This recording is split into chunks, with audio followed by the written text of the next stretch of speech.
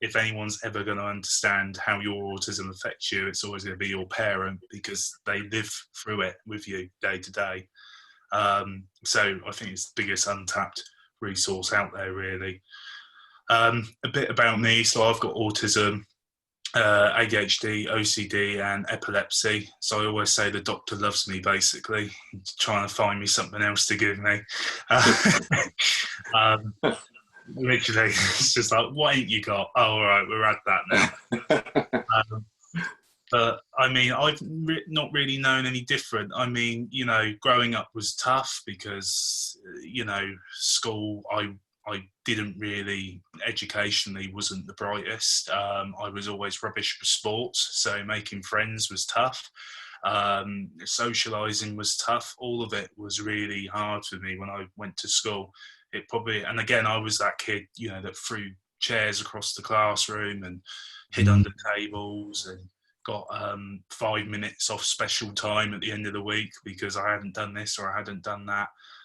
So yeah, it was really tough, and tough for my mum as well, because, you know, my mum would have to go down to school every week or so and say, you know, he's got this, he's got that, to the point where my mum actually suggested, before I got diagnosed, you know, I think that he's got autism.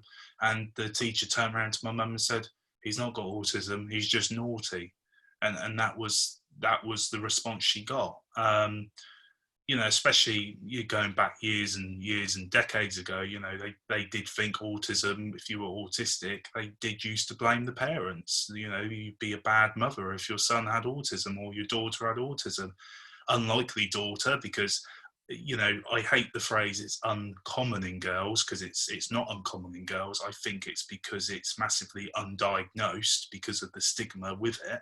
So people think, oh, it's not as common, so they haven't got it, when clearly there are people that do. So yeah, I mean, growing up was tough, and I found out each condition like at a time. You know, I found out my autism first and my ADHD. My OCD affected me quite a lot with the obsessions that I got over the years. It went from poison to, you know, germs, all the way to weight, all the way to bad luck, to the point where I was, you know, up at 12 o'clock at night doing rituals and thinking if I didn't do them, you know, mum would die and dad would die and things like that. So that was quite stressful. When I went to secondary school, I was then kicked out of that school, sent to what they told me was an autistic school. But when I got there, there was a complexity of people there, different range of people that went through all different things. You know, there was people there with anger issues. There were people there with traumatic experiences that happened with their life. There were people in gangs in different boroughs of London. The school could physically restrain people if they got angry, or you know, there's some people with autism there that had a meltdown, when really looking back, they shouldn't really be restraining anyone who's having a meltdown unless they're, you know, going to hurt themselves. And it was a tough environment. It really was, because yeah, you know, luckily I have meltdowns, but I think I get more upset in mine more than angry. So it's really tough seeing, you know, people go through that, and you know, there is a lot of lack of knowledge with teachers as well. You know, they don't know what to do. They're scared to what to do. You know, they don't understand it fully. Some of that's because of training. Some of that's just because, you know, some people just don't understand and don't think some people ever will. But when I went to that school, you know, the school didn't offer any qualifications, which was, sorry, didn't offer any GCSEs. So I left school with kind of bare minimum of qualifications. And when I was at the school, I even had a teacher that turned around to me and said, you know, anyone that says you can do anything in life are liars.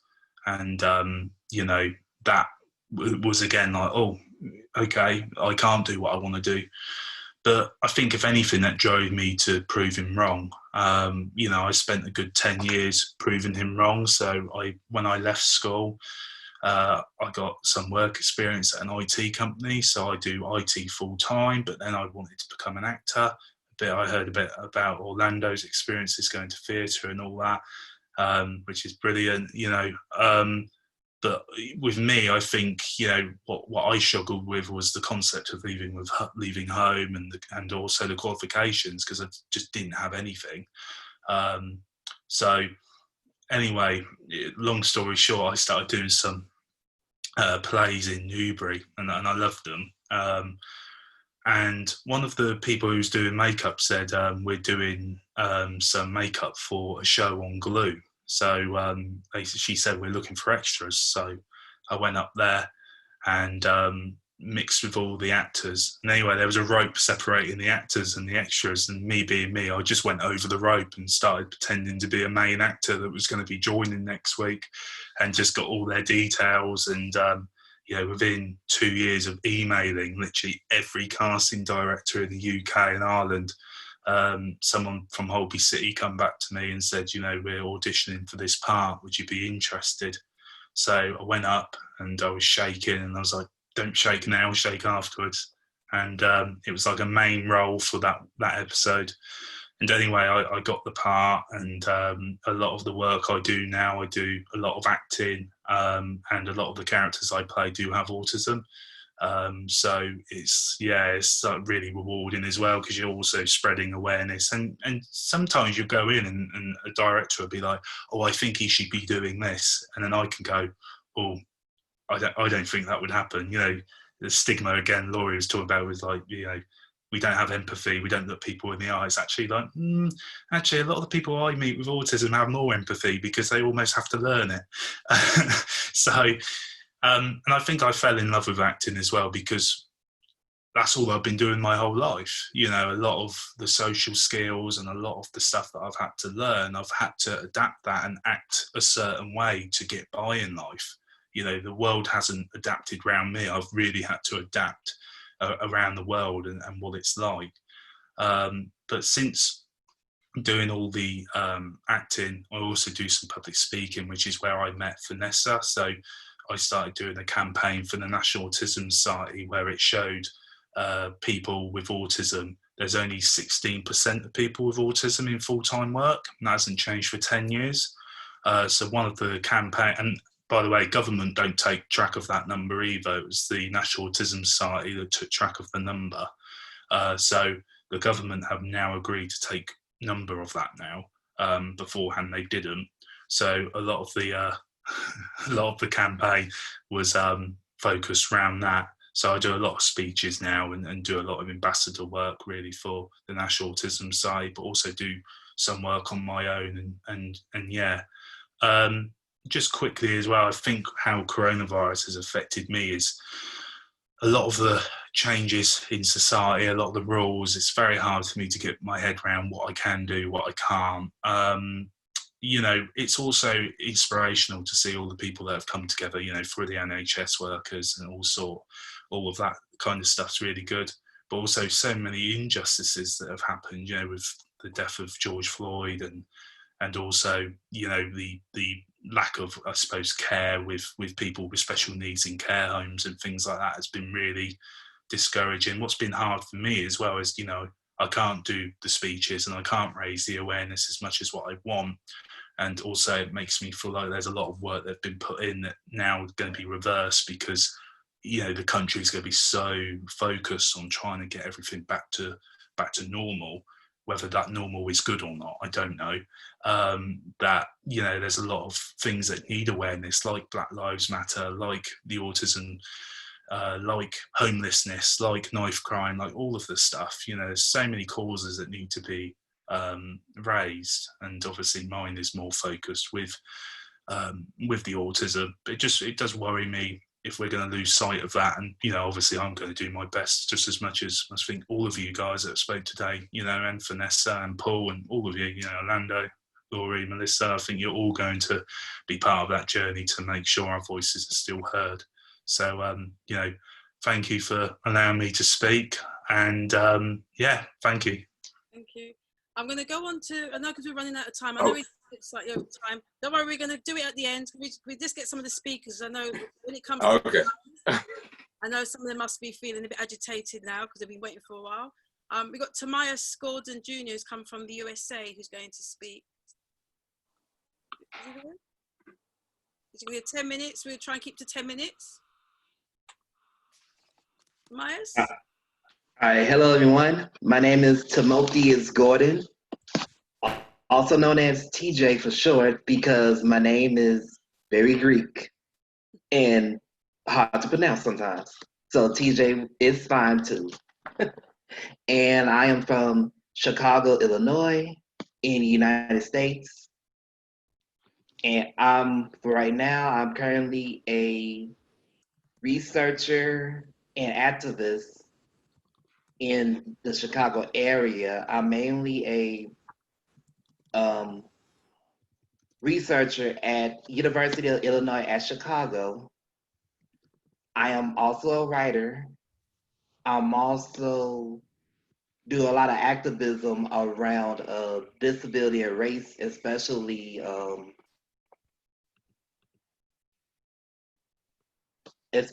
autism and Blackness.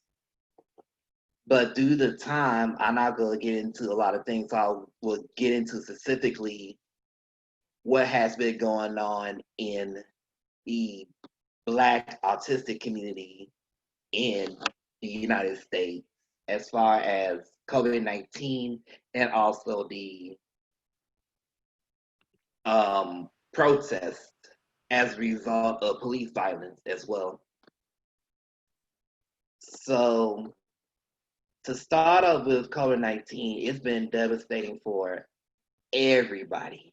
It's changed lives, it changed routines, and for some of us, livelihoods as well.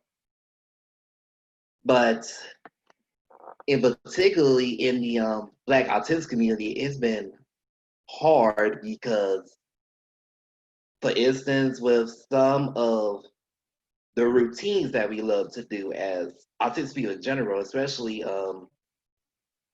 Black autistic people, you can't get to it anymore because either cancel, postpone, close, etc. Like for instance, I love watching sports. I love watching basketball around this time, and usually the NBA playoffs are starting. I like hockey as well, and usually hockey starts. But because they're postponed or canceled, it's affected me emotionally, and now I have to find ways to enjoy and relax. But it's like that in a broader sense for Black autistic people too, where there's so much change going around. There's so many things that we cannot have access to. It's affecting our mental health severely. It's affecting our mental health to a point where we don't know what to do because there's so many changes going around as a result of COVID-19. I would also like to speak on briefly about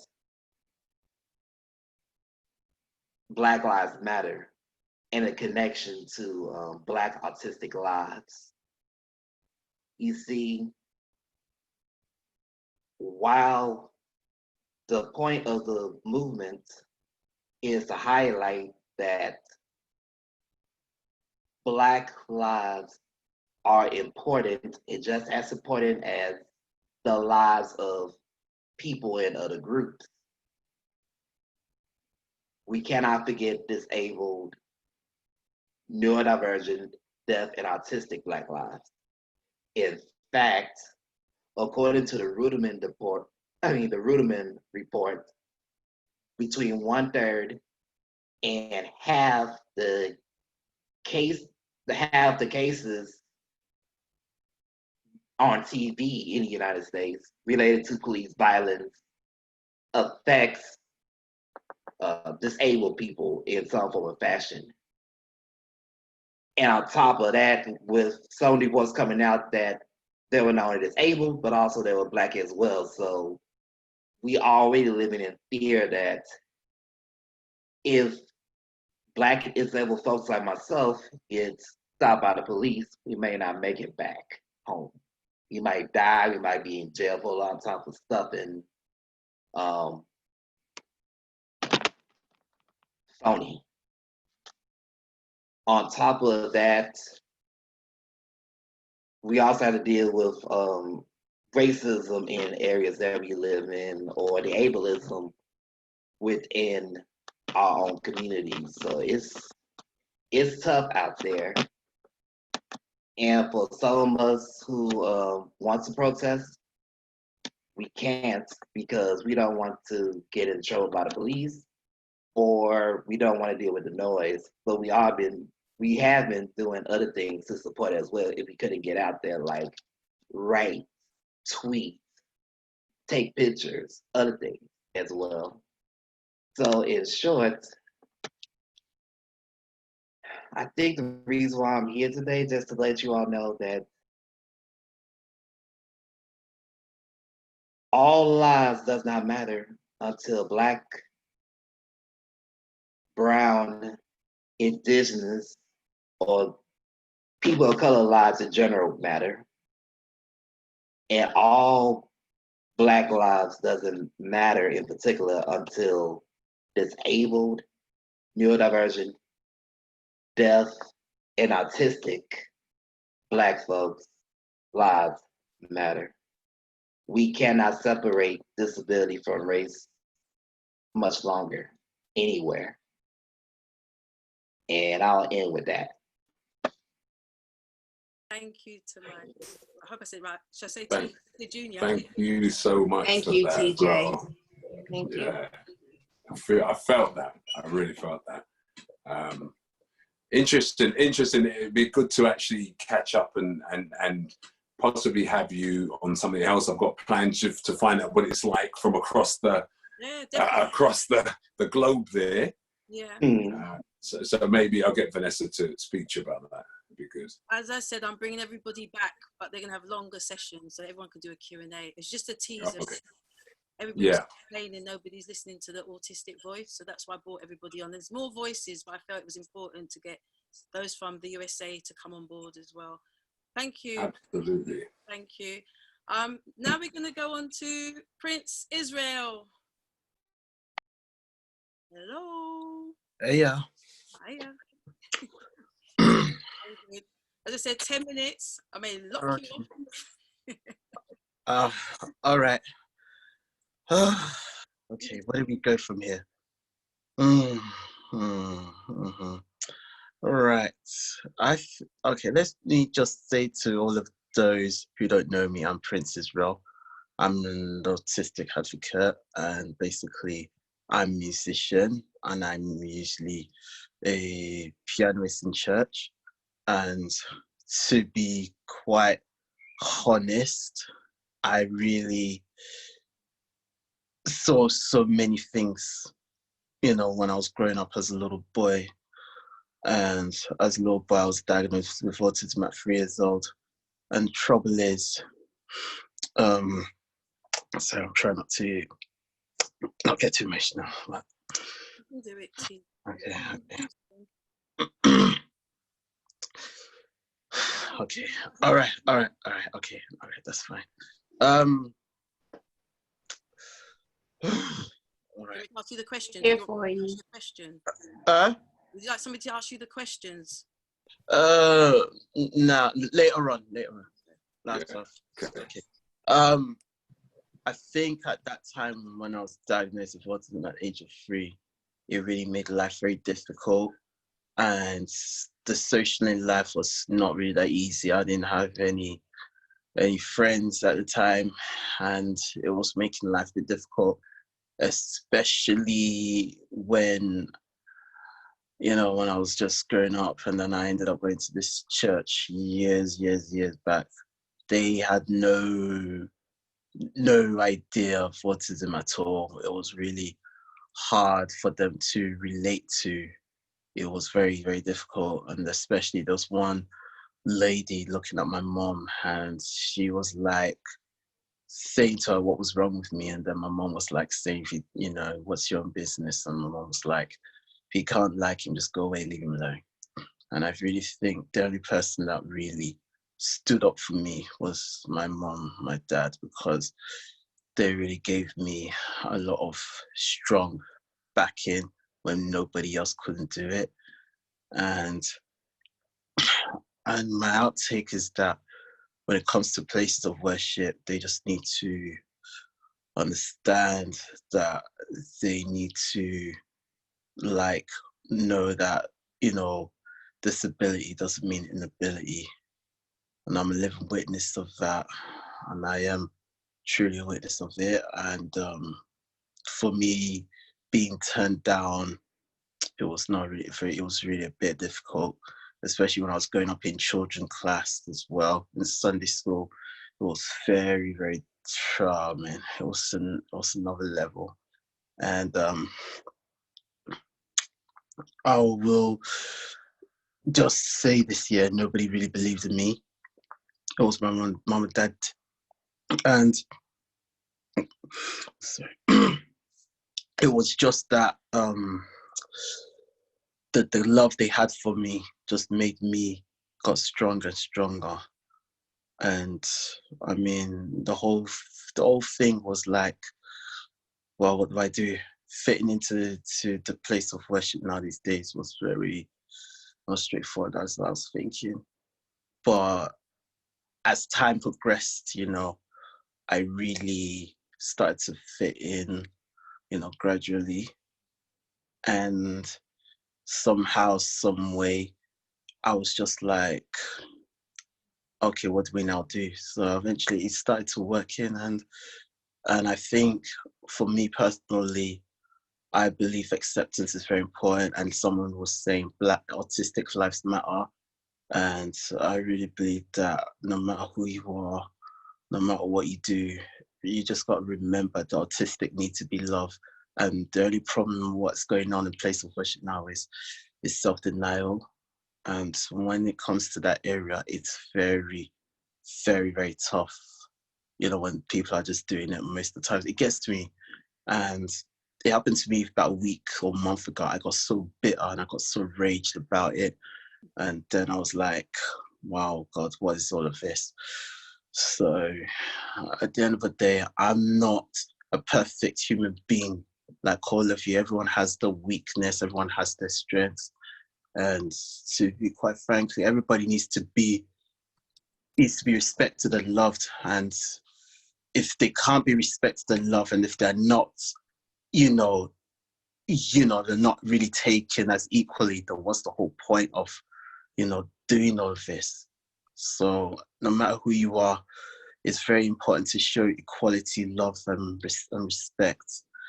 So that's just really about it, really. Anybody wants to ask questions, please do so. What I'm going to do, we're going to...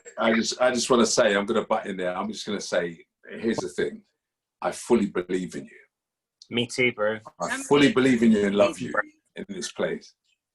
Thank you, Christian. I know it was a bit hard for you because it's the first time you've ever gone on Zoom and spoken out this way to everybody, isn't it? You've done it. Well, I admit it's my first time of doing this because, you know, I've always said to myself, I want to get out there and tell the whole world all about this. And I think this was my dream come true to tell you all that I really, really wanted to speak up, because for some time, like my auntie was really telling me, like, you know, there's some people who didn't really like you at the beginning. There was some people that just pushed you away. There were some people that would just be so ignorant about you, etc., etc. And then I got to understand that why is it not working? But I realized is that there's no point of me running to any place of worship and they still can't play the real love and they can't play the real acceptance. Because if someone is talking about discrimination or racism, etc., etc., then my answer is like, what kind of Bible are they reading, or what kind of Bible they're preaching on? Because it doesn't make a sense at all. It takes like somebody to just really understand what the word love means.